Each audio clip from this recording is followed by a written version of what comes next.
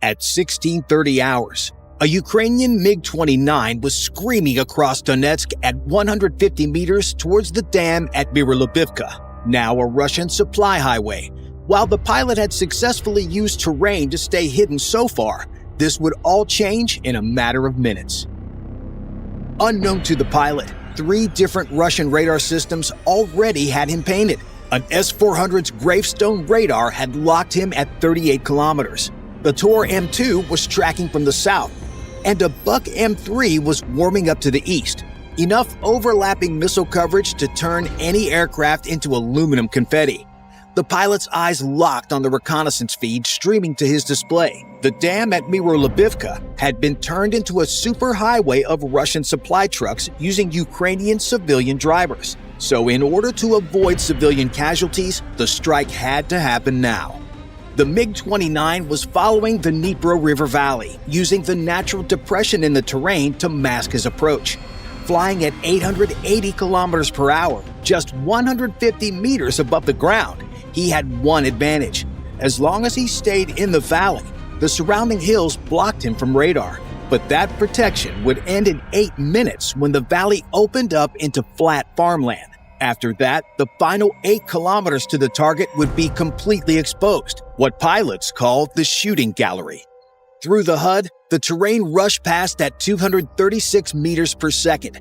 Power lines appeared and vanished faster than conscious thought could process. The pilot was flying on instinct and muscle memory, his hands making corrections before his brain registered the need. This wasn't flying, it was controlled falling with style. But avoiding becoming one with the Ukrainian countryside was the least of his concerns at this moment. The MiG's SPO-15 radar warning receiver was painting threats on its circular display like a very angry compass. Each strobe showed direction, but not distance.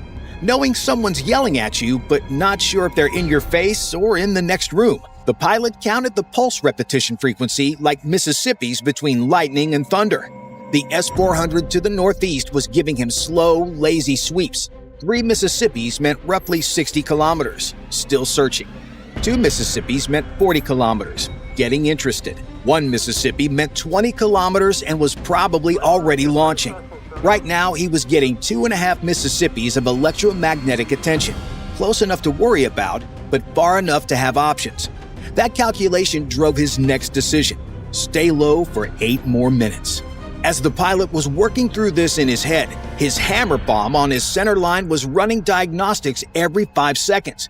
GPS signal, strong, tracking 12 satellites. INS alignment, stable. Rocket motor, armed. The bomb needed specific conditions to reach the target. Conditions the pilot didn't have at 150 meters altitude. But thinking about that now was like worrying about dessert while your house was on fire. First, survive the approach. Then figure out how to deliver a €250,000 weapon with a Soviet jet that predated the internet. Complicating things further was his fuel gauge showed 2,400 kilograms remaining. Home was 142 kilometers round trip. At current consumption, that gave him 18 minutes over the target area before he was walking home. 18 minutes sounded like plenty until you factor in combat. Every evasive maneuver, every afterburner pulse, every climb would eat into that margin. The RD-33 engines were thirsty at low altitude, drinking fuel faster than a freshman at a college party. One extended evasion could eat all his fuel reserves. 8 kilometers to the edge of the valley. 8 kilometers of safety before entering what pilots call the shooting gallery. The drone overhead showed no vehicle movement at the dam. No helicopter inbound, no fighter scramble. Yet, the pilot pushed the throttles forward slightly, accelerating to 880 kilometers per hour. Every second he saved now was a second he could spend over the target, or a second less being shot at. In combat aviation, both are counted as wins. At 16:38 hours, the pilot reached the edge of the valley and discovered what radar coverage actually meant. The SPO-15 went from showing lazy search patterns to what sounds like a McDonald's kitchen during the lunch rush. 6 different emitters suddenly spiked in intensity.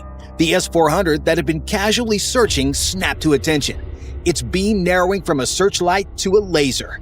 The pilot had gone from invisible to center stage in half a second. The S-400's gravestone radar locked him up at 38 kilometers. The lock tone in his headset went from intermittent chirps to a solid scream that meant missile launch imminent.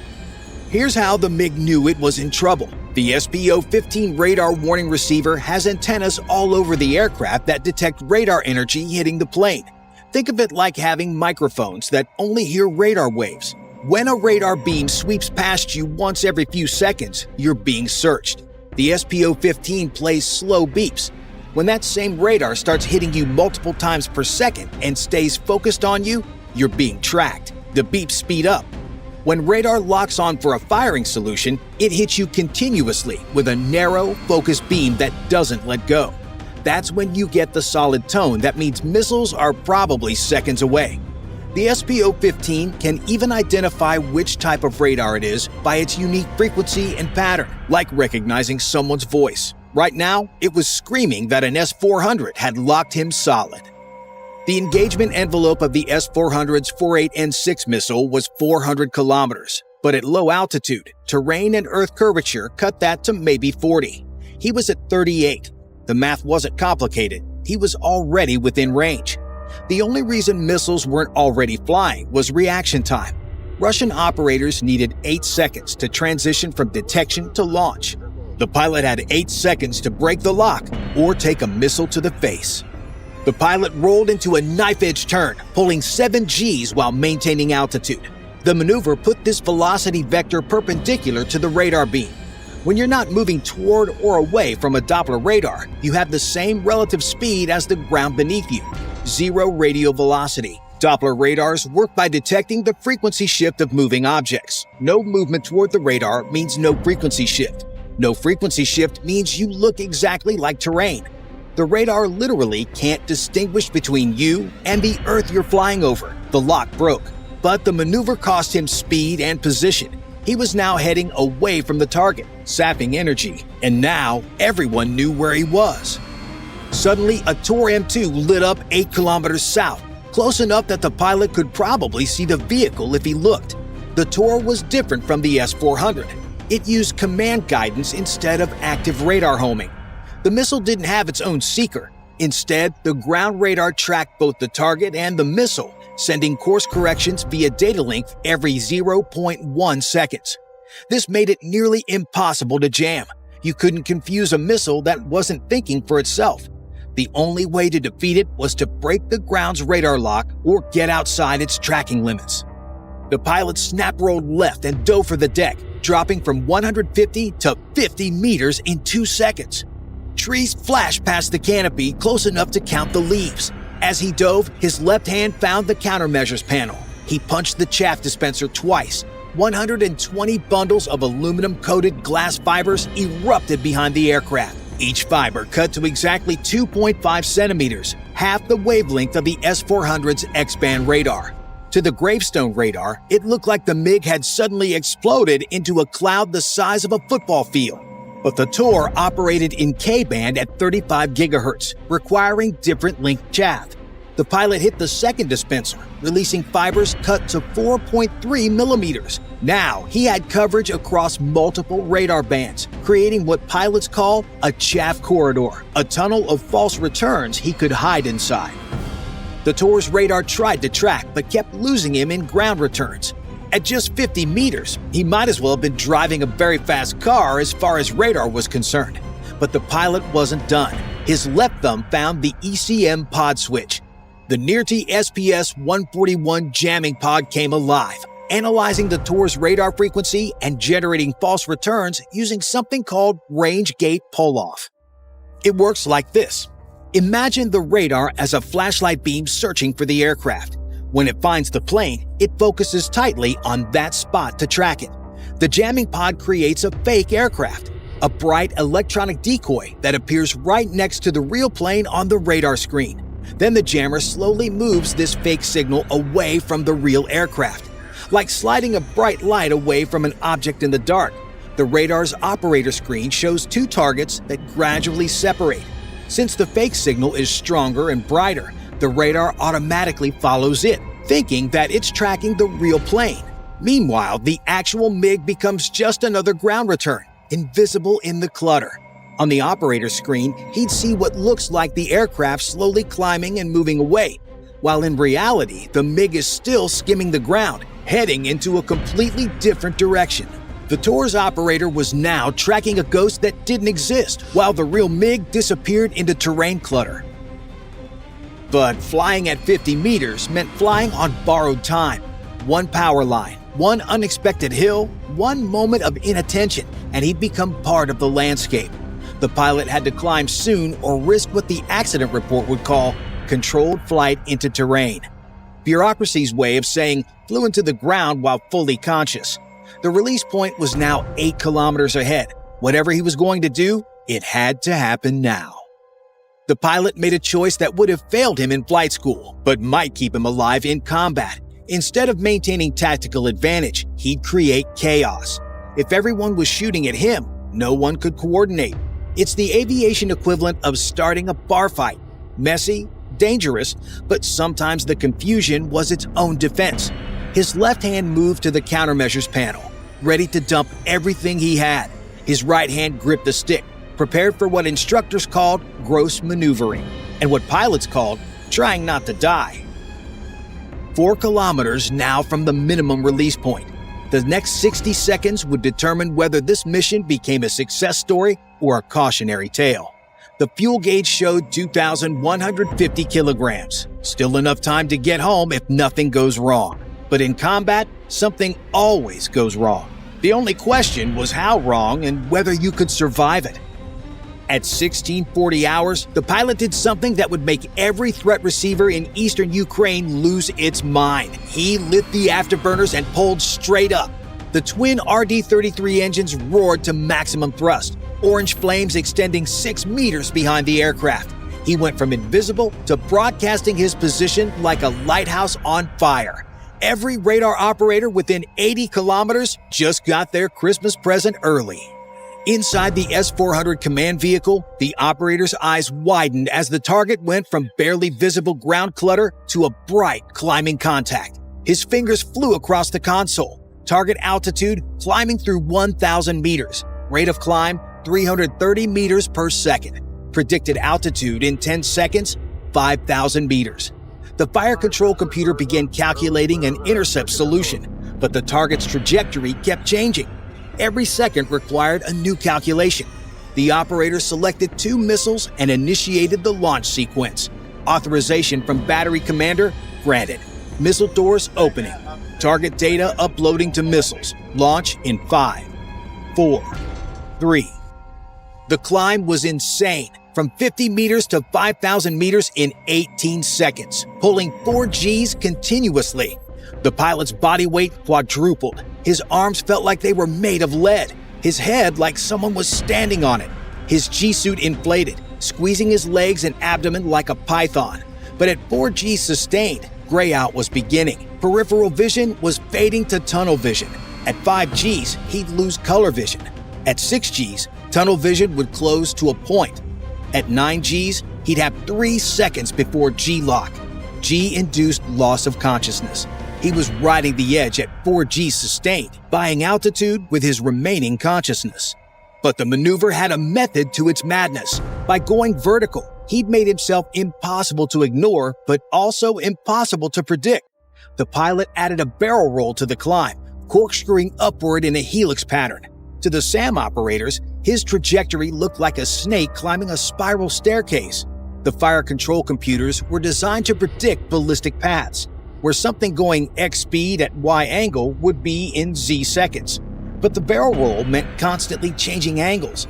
The predicted intercept point moved in circles, never staying still long enough for a clean firing solution. SAM operators had to constantly upgrade their firing solutions as his altitude changed 400 meters per second. 3 different fire control radars achieved lock simultaneously. The S-400 to the northeast, a Buck M3 to the east, and that persistent Tor M2 to the south. The RWR wasn't displaying individual threats anymore.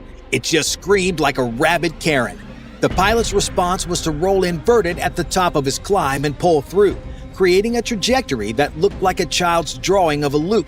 No computer predicted that because no sane pilot would do it. At 5,000 meters, inverted, nose pointing at the ground, the pilot finally had what he needed. The hammer could reach the target from here. The weapon system showed green across the board. But he was also centered in 3 different engagement envelopes with missiles probably already in the air.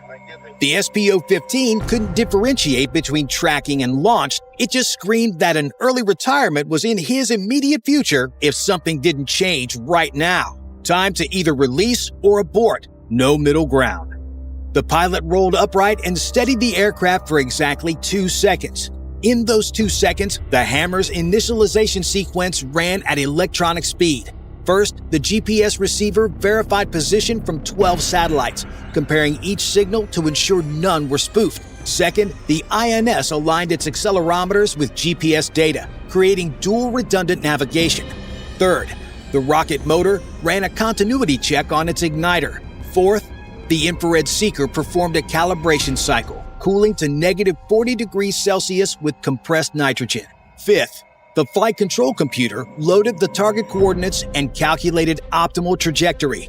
Sixth, the warhead performed a safe arm check, all green, ready for release. Time elapsed 2 seconds. Meanwhile, 2 S-400 missiles left their launchers climbing at 2,000 meters per second toward his position. The 48 NDM missiles were 7.5 meters of bad news accelerating at 30 Gs. Each carried a 180-kilogram warhead that didn't need to hit directly. Proximity fuse would detonate within 20 meters of the target, sending 24,000 fragments in a lethal sphere. Time to intercept, 35 seconds. With missiles inbound, he pressed the pickle button and felt 250 kilograms of French engineering separate from Soviet aluminum. The MiG jumped up like someone had removed a backpack, suddenly lighter and infinitely more agile. The instant the weapon cleared, the pilot rolled inverted and pulled toward the Earth with everything the airframe could handle, 9.5 Gs. The edge of structural limits. Something in the left wing root made a sound that wasn't quite a crack, but wasn't quite nothing. He ignored it. The aircraft was bending but not breaking, and bent was better than exploding.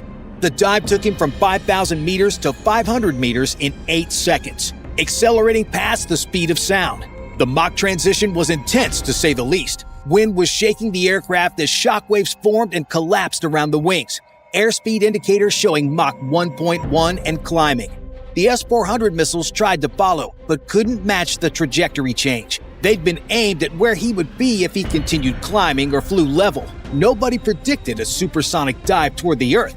The missile seekers tried to track, but lost lock as the MiG disappeared below their minimum tracking angle. The missiles continued ballistic, searching for a target that was no longer there before self-destructing at 8,000 meters. The hammer's rocket motor had ignited the moment it separated, pushing the bomb up while the aircraft went down. 2 objects that had been one, now heading in opposite directions at maximum speed. The bomb climbed over 8,000 meters, trading speed for altitude, preparing for its terminal dive. The pilot leveled off at 100 meters, threading between hills and using terrain to mask his escape. The missile threat was behind him, but fuel was becoming the enemy. The afterburner climb had sucked down 400 kilograms in 12 seconds. Home was now a math problem with one answer: fly perfect or walk. Behind him, the Buck M3 launched at the hammer, mistaking it for the aircraft. The missile would chase a bomb that couldn't evade, wasting a $1 million interceptor on a target that was already committed to its trajectory. It's like shooting a bullet that's already been fired. Satisfying, but pointless. The dam was less than a minute away from discovering why infrastructure and military logistics shouldn't share space. Within 30 seconds, the hammer reached its highest point at 8,200 meters and tipped into its terminal dive. The infrared seeker activated, scanning the ground below in thermal wavelengths. The seeker's detector array, cooled to -40°C, could detect temperature differences of 0.1 degrees. The dam appeared as a bright white line against the cool blue of water. 8 hours of sunlight had heated the concrete to 35°C, while the water remained at 15 degrees. A 20-degree differential that looked like someone had painted "Impact here" in thermal paint. The seeker's computer analyzed the shape, comparing it to preloaded templates. Linear structure, confirmed. Temperature gradient consistent with concrete. Confirmed. GPS position within 10 meters of target. Confirmed. The bomb made a 2.1 degree correction, now certain that it had the right target. The bomb accelerated through 300 meters per second, then 320, then 340. At this velocity, the control fins made micro-adjustments measured in millimeters, each tiny movement changing the impact point by meters. The GPS confirmed position while the INS measured every acceleration. Two independent systems agreeing on one outcome: impact in 10 seconds at exactly the same coordinates. 8 kilometers away, the Ukrainian drone operator watched through his camera as the hammer entered its terminal phase. His finger hovered over the record button. This footage would be on Telegram within the hour. The dam below looked peaceful, unaware that it had 7 seconds left as infrastructure. 6 seconds. 5. The operator zoomed in on the predicted impact point. 3, 2, 1. The hammer struck at 340 meters per second, carrying kinetic energy equivalent to a Nissan Altima hitting a wall at 2,000 miles per hour. The smart fuse detected concrete and detonated the 89 kilograms of explosive in less than a millisecond. The detonation created a pressure wave of 300,000 psi, turning concrete into powder faster than it could crack. The shock wave propagated through the dam at 5,000 meters per second, causing the opposite side to explode outward before the impact side finished collapsing. The breach widened to 60 meters in the first minute as erosion undermined the remaining structure. The crossing point that had supported battalion-level logistics for 3 months ceased to exist in less time than a commercial break. Russian supply lines just got a 47-kilometer extension they didn't budget for.